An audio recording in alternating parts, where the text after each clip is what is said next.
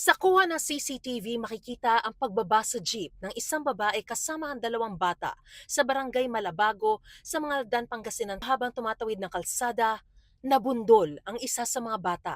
Tumilapon din ang motorsiklong nakabangga at driver nito. Dinala sila sa ospital. Sa Isabela naman, humambalang sa kalsada ang dalawang motorsiklong nagsalpukan umano sa bahagi ng Aurora Rojas Road nitong Biyernes. Ayon sa ulat, paliko ang isang motorsiklo ng saktong pagdating ng isa pang motorsiklo. Dinala sa ospital ang dalawang estudyanteng sugatan sa insidente. Patay naman ang masagasaan ng mag-asawang senior citizen sa Cebu City. Tumatawid ang mag-asawa sa Cebu South Coastal Road nang mabangga ng paparating na sasakyan.